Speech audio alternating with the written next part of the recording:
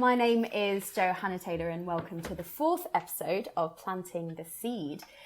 It's been about a year and a half since Seeds was released, and I'm here with director Nicholas Pitt. Hello. And writer Tabitha Mortiboy. Hello. And we have some exciting news to announce. Seeds is coming to the stage live this November. Keep listening for more details and some insight into the writing process of this live adaptation of Seeds. But first, as a little reminder, as you may or may not know, Seeds started out as a stage play that was being developed before the pandemic hit and was then taken online due to theatres being closed. We're so proud of the creative work that came out of those difficult times and couldn't be happier with the audio drama series that we created that is still available to be listened to on whatever platform you're listening to this on. Now it's time to take the story back to the stage. Seeds has been announced as part of the autumn season at Pleasance Theatre in Islington in North London. We'll be performing Seeds from the 1st to the 4th of November this year, which is 2022. And tickets are on sale, which is exciting. You can find the link to that in the show description for this episode, also on our website, nostonetheatre.com, and also on the Pleasance's website. So lots of places where you can find tickets. So sadly, our original writer, Nick Walker, isn't available to continue on this journey with us due to personal circumstances, but is still with us in spirit, and we are forever thankful and grateful for his words, heart and collaboration up to this point. So I'm very happy to announce that the wonderful Tabitha Mortiboy will be taking the reins and writing the stage adaptation of the audio drama series script. Tabitha, a little bit about Tabitha. Tabitha is a talented writer based in London. Her work for theatre has been performed at venues across the UK, including Bristol Old Vic, Theatre 503, the Wardrobe Theatre and the Park. Her most recent theatre script, Daffy Grod and the Shaking Lights, was shortlisted for the Papa Tango Prize and longlisted for the Brentwood Award. Woo! So, Tabitha, welcome to the team.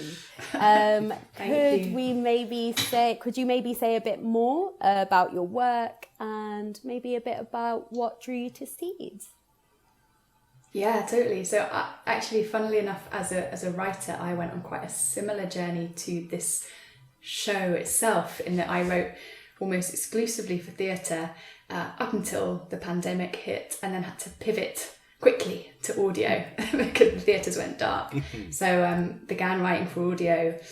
So over the last 2 years, I've done quite a lot of work for audio, whether that's kind of audio drama series or scripted podcast work.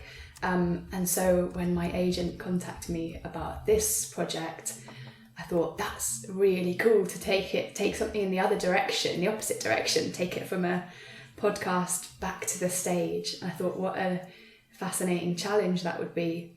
And then I listened to the series and fell head over heels for it. It's really quite special. So I'm really, really delighted to be doing this. And we're so glad that you could join us, Tabitha. So it's already proving such things.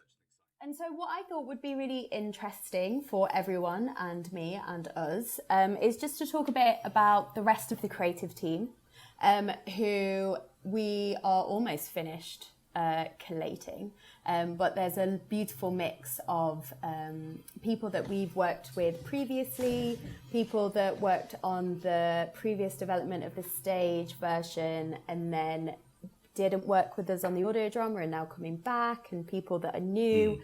So Nick, do you want to talk a bit about the team and the plans, but don't give anything away. Sure. You want people to come and watch. Oh yeah, no, you guys have to come and see it. And also, like, the fun thing about theatre is that, you know, you have to be more responsive in some ways to what you discover in rehearsals. So there's a kind of delicate balance of best laid plans, but also kind of, you know, improvisation or responding to other people's offers and collaborations. So that's what's so exciting, that we're getting these people together in the slightly messier environment of a rehearsal room and design process. So obviously from the podcast iteration and from the original version as well, our wonderful sound designer and composer John Owen, who obviously I imagine if you guys listen to us talk about this, you probably have listened to the show, you're going to be very familiar with his incredibly atmospheric, detailed, layered sound design, which just brings in so much wonderful textures and ideas and context from right across Russian history all the way through to classical music, through to the sounds of seeds expanding, amplified to huge, slowed down, amplified.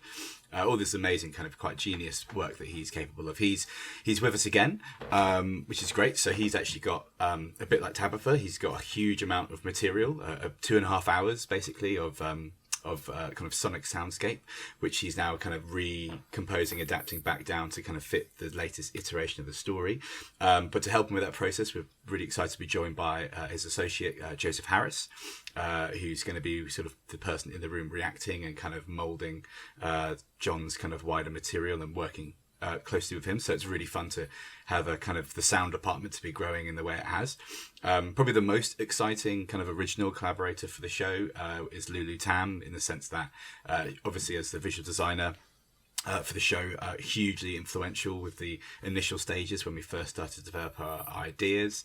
And, you know, I remember on the first day of our first R&D, she brought in a huge amount, hundreds of different images, and we collectively as a creative team made a giant collage of all the different kind of instances and inspirations that we thought were kind of resonant. I remember I think someone made a wheat field out of loads of like hands reaching out the floor, some kind of quite disturbing images, which was a really fruitful kind of collaboration. And she was I feel like her kind of ideas around the scenography and the spatial design were hugely influential in kind of helping us shape the plots for the audio version. I think actually I regularly was saying, you know, like trying to capture audibly the kind of the physical nature of space that Lulu was trying to create. So the fact that she's now able to kind of come back into this and respond to even more of this wonderful textual material from Tabitha and Nick, and actually kind of finally get to share that with a wider audience is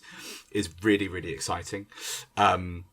Cool. And then so we've worked with two fantastic movement directors in the past, both Dan Canham and Lucy Cullingford, and so that's a whole new kind of a new area to revisit, if you like, with the movement and physical language that we're going to deploy. So that process is also going to carry on, and it's obviously, as always, such a privilege for me to be carrying on working with my business partner and co-founder of the company, Johanna, marshalling us all, keeping us all to time and to budget, and offering her kind of like invaluable kind of critiques of making sure the show continues to find resonance with audiences. And then I guess lastly, and quite neatly for the chat we're going to have now, the kind of latest member of the team, we've already discussed a bit, is Tabitha. So I think quite rarely from a directing kind of initiating perspective, you don't necessarily get to work with, you know, two writers on the same material and same project. So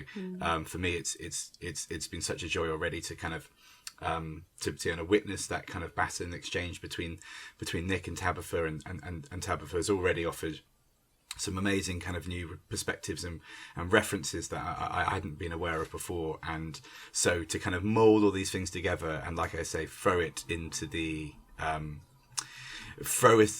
the crucible of, you know, an intense rehearsal period, you know, unlike, you know, making the podcast as we did over the internet as we're speaking now, it, you know, required us to be quite ahead of ourselves in terms of plans and kind of ideas, and they had to basically be ready. Whereas the fun but also terrifying aspect of theatre is that there's only so much we'll know, you know, on the page, and then obviously it all changes potentially when we when we see it on its feet, put in the mouths of some wonderful actors. So that's the team, that's the idea, that's the process, and it's just a case of mainly telling you all about it, so you can obviously hopefully come and see it. Those of you who are in other countries, we'll be hopefully live streaming it, or at least recording it and releasing that as well. Because I know that some of you are listening to this from everywhere, from America to the Ukraine, from Japan. So it's obviously really exciting to have you along with us for this ride. And hopefully maybe one day we might be able to see this stage version as well. Nice. Thanks, Nick. I think it's really, really exciting, the sort of prospect of this kind of blurred creative team of a mixture between new and old. I think it's going to be really, really great, and I'm so happy with the team that we're building. So I guess the big question is like, how do we get it back from being an 8-episode series into being a 90-minute show for the stage? How fun. So do you want to talk a bit about the process and your thoughts, your initial thoughts? Obviously we've only just started working on it, but your initial thoughts about adapting Seeds back from an audio drama to the stage, and how you're planning to keep the best bits of the audio version while also being able to, I guess we still want to be flexible to be able to find and discover new things. We're still, I think one thing that we've said along the way is that it's still really important that it's still a creative process, and there is still, Tabitha, you still have creative autonomy over it, and it's not just a straight sort of just cut it down and put it on stage sort of situation. Do one or both of you want to talk a bit about those thoughts and that journey? Yeah, well, Johanna had the key question, which is how do you cut down that quantity of material? So to go from 2.5 hours to 90 minutes or less is quite a tall order in some respects. But then I think when you kind of tune into the story, it has a kind of a very obvious kind of gesture and shape, and there are certain things that we have to hold on to, and other things that we might kind of rework or redesign or relocate, because I think the form of storytelling is really different on stage. I mean, that's a sort of maybe kind of an obvious remark, but we're working with a very different beast when we're kind of working with bodies and with immediate space. So the way that we kind of knit the story together is going to be very, very different. But part of the struggle for me, but also part of the lovely challenge, is that Nick's writing is so ingenious and so beautifully wrought.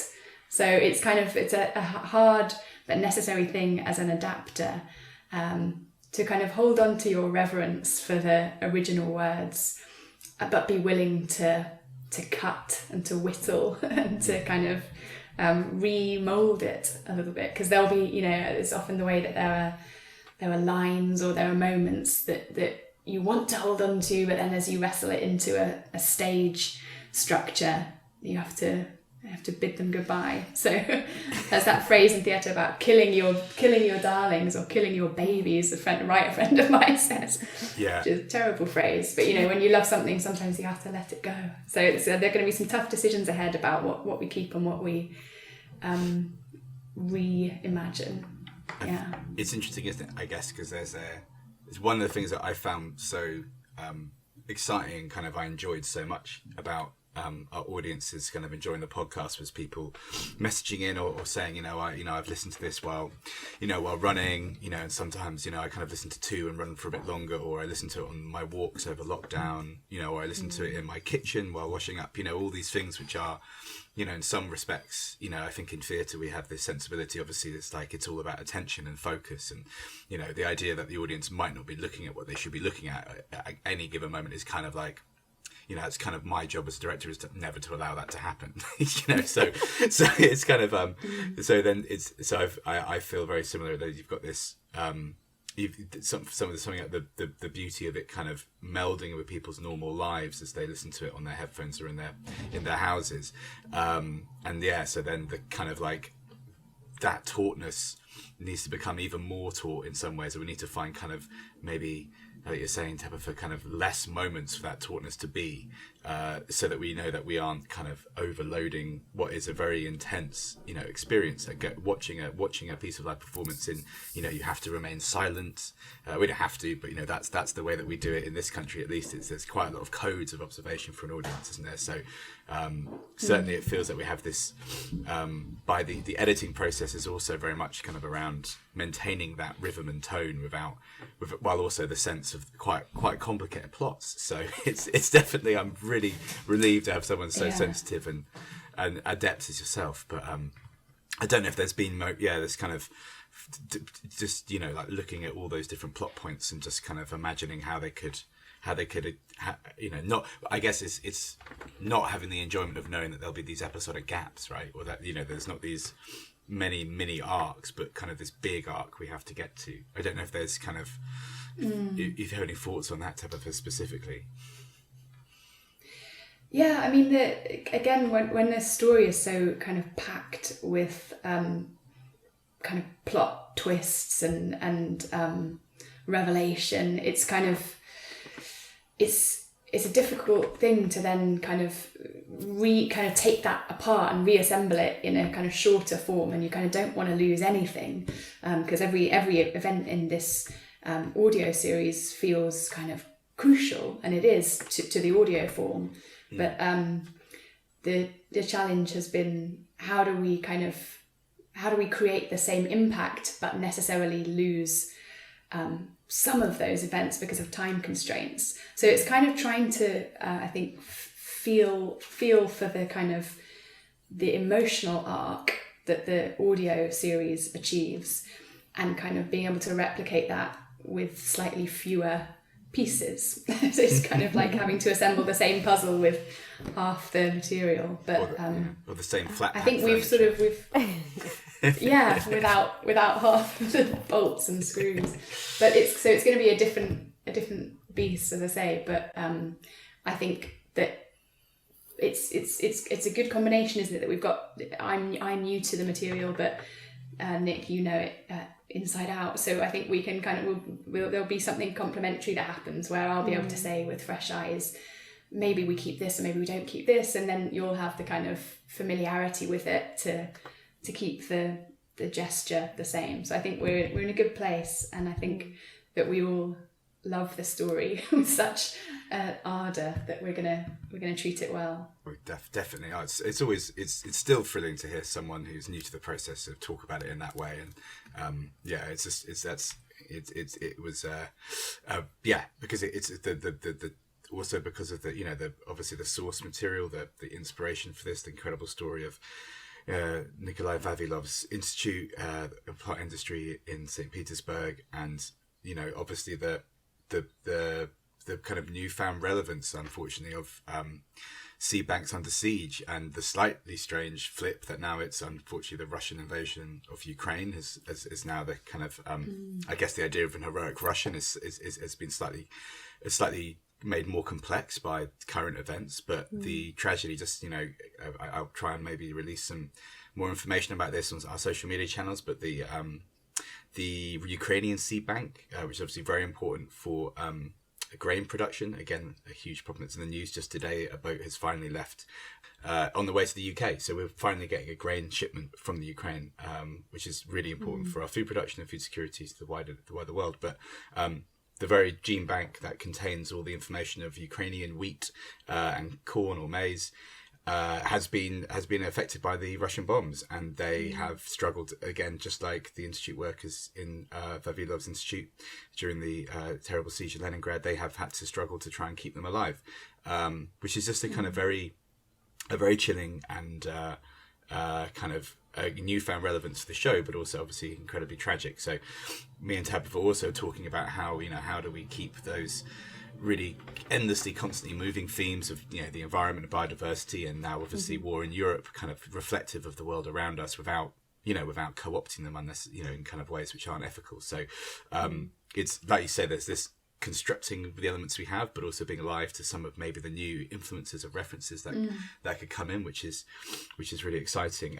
Something that you said there was very pertinent, and that often I think when people think about adaptations, traditionally we think that there's like the source text, and that's kind of the legitimate text, and then we inevitably lose things and make concessions, and we have to kind of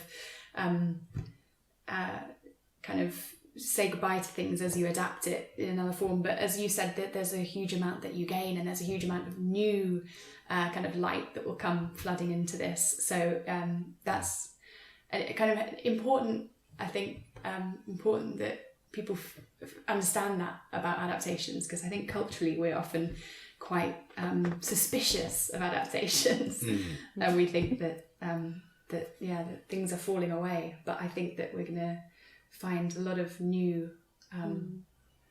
insight and new things as we go forward. Absolutely, I think, and we have already with the early kind of shape and drafting that we've been working on, I think, and Tabitha's absolutely right to mention that. And I think the importance of us reflecting where we are now and who we are now. So I know that we all share some concerns about sustainability in the environment, which I think that can feed in even more, because it's a more of a material.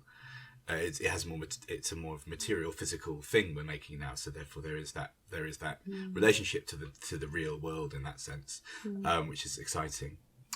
So I think building on also what Tabitha says as well around adaptation, because it's not a simple editing job, I guess. It's not just a case of kind of cutting and pasting things around and kind of like sticking to some kind of dogmatic structure that has already existed, partly because it's a new form, it's a new length of time, but also, like we're saying, it's the subject matter and material is alive. So therefore, analogy I often use with thinking around interpretation or adaptation, or it was one that a director told me when I was training around Shakespeare, and how there's just so many choices with a Shakespeare play, and one thing you can't do is do all the text, because it's normally too long, and there's apparently a horrible amount of Shakespeare productions will go up without anyone ever having done Act 5, just because the amount of time that people lose in rehearsal. So you have to cut, you've got to cut stuff, and by doing that process and interpreting things, how you and your team and your company are going to do it.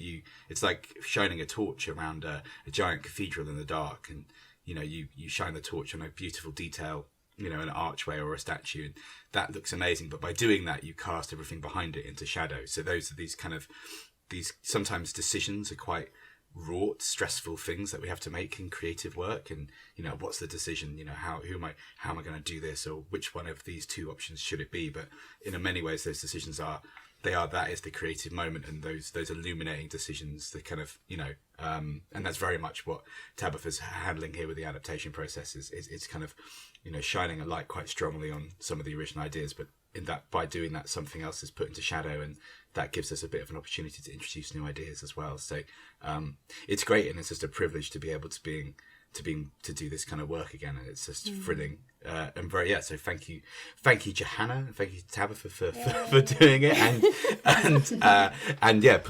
please do come and see the show and see all this work in the flesh, IRL. Nice one, well done.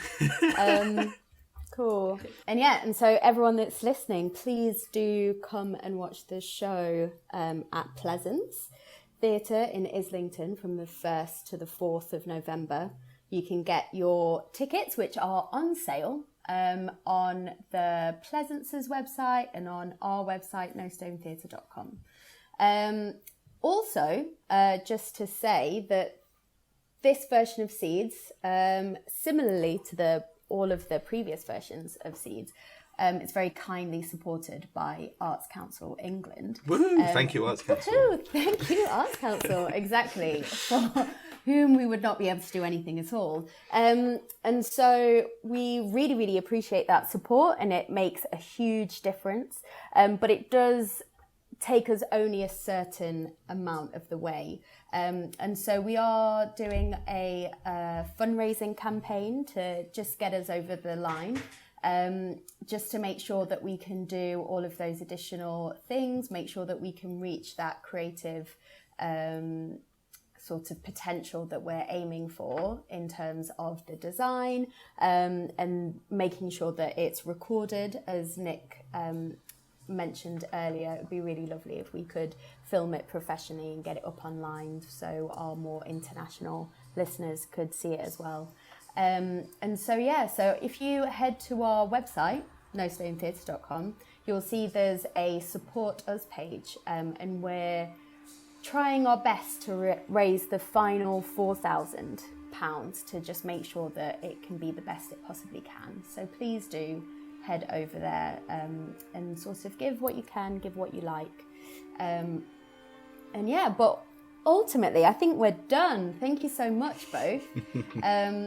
Please do come and watch the show. It's going to be wonderful. It's going to be so good. Thank you so much, and goodbye. Thank you so much. Is that a weird way to end it? I mean, thank you and goodbye. It's good. Lights down. Lights down. Lights. Yeah.